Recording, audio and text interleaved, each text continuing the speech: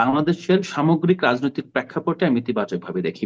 জি, আরেকটা মানব বিষয় মোহাম্মদ, হলো আপনি যে ইতিবাচক ভাবে দেখছেন যে একই তার সাথে যে কথোপকথন, একটু একটু এটাও ছোট্ট একটু যোগ করে দেই, আপনি বলবেন, আপনি আরেকটু বলেন যে তার যে শব্দ চয়নের কথা বলছেন বা মুভমেন্টের কথা বলছেন, এটা আমি প্রায় প্রশ্ন করি যে ইদানিংকালে আপনাদের বা নতুনদের মধ্যে যে শব্দ চয়নগুলো দেখা যায় বা যেভাবে মুভমেন্টগুলো দেখা যায়, আমি আর শব্দগুলো নাই বলি, অনেক কিছু আসলে বলাও যায় না, শব্দ উচ্চারণও করা যায় না, আপনারা বলছেন সেটা ইতিবাচক। মানে সেদিকে কি হাঁটবে নতুনরা বলে মনে করেন, নাকি আসলে সেই ছিঁড়ে ফেলো, চিড়ে ফেলো, ধরে ফেলো এই ধরনের শব্দের মধ্যেই মানে শব্দ চয়নের জায়গাগুলো আপনারা আপনাদের জায়গাগুলো ঠিকই রাখবেন, মানে নতুনদের কথা বলছি, এটাও না, একটু যোগ করে বলবেন। প্রথমত আহ, নতুন বলে আসলে যে বর্গটাকে আপনি চিহ্নিত করছেন, এই বর্গটার মূলত একটা অংশ হলো এনসিপি। তো এনসিপি থেকে এখন পর্যন্ত আমরা বিচ্ছিন্নভাবে অনেকেই আপনার আউট অফ দ্য বক্স অথবা আপনার তার মতো করে কমেন্ট করছে, বাট এজ এ প্রতিষ্ঠান, এজ এ রাজনৈতিক দল কিন্তু আপনার এনসিপি এখন পর্যন্ত বেশ সংযমের পরিচয় দিচ্ছে এবং চেষ্টা করছে যে নতুন ধারার এবং সত্যিকার অর্থেই এখানকার আপনার মানুষের যেই মূল্যবোধ, মানুষের যে সংস্কৃতি এবং মানুষ যেভাবে আসলে সিভিলিটির যেই লেভেলটা অতিক্রম করতে চাচ্ছে রাজনীতির মাধ্যমে, সেই জায়গায় এনসিপি কন্ট্রিবিউট করার চেষ্টা করছে।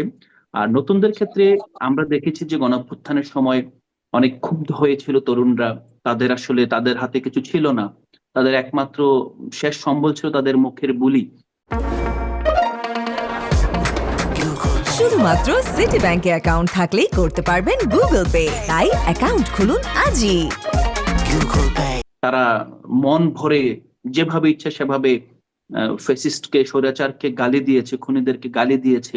সেটার কিছুটা আপনার ধারা এখনো অব্যাহত আছে, অস্বীকার করা যাবে না।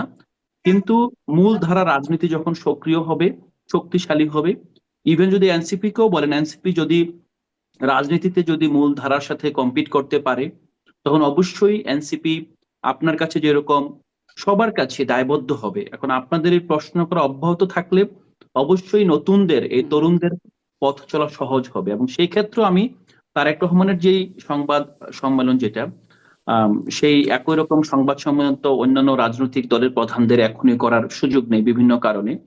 তো বাট আমি এটাকে বলবো যে যে যতটুকু ইতিবাচক এসেছে, আমরা ইতিবাচক ভাবেই দেখবো এবং আমরা চেষ্টা করব এবং আমরা প্রত্যাশা করব রাজনীতিতে আগামী নির্বাচনে যারাই বিজয়ী হবে তাদের মধ্যে যাতে এই আপনার বদান্যতা, এই বিনয় এবং মানুষের প্রতি, মিডিয়ার প্রতি, মিডিয়ার স্বাধীনতার প্রতি কমিটমেন্ট যাতে অব্যাহত থাকে, এই জি, প্রত্যাশাটা আমাদের জি। থাকবে। আলাউদ্দিন মোহাম্মদ, অনেক ধন্যবাদ। আমি একটু ছোট, ছোট করে এই প্রসঙ্গটা শেষ করে আরো তো ২-১ টা ছোট্ট প্রসঙ্গে যেতে হবে। তাই জনাব মাসুদ কামাল, ছোট করে আপনার কাছে জানতে চাই যে আজকের সেই মত বিনিময় সভায় বা শুভেচ্ছা বিনিময় সভায় সেখানে দেখলাম যে সাংবাদিকরা অনেকেই অনেক কিছু বললেন।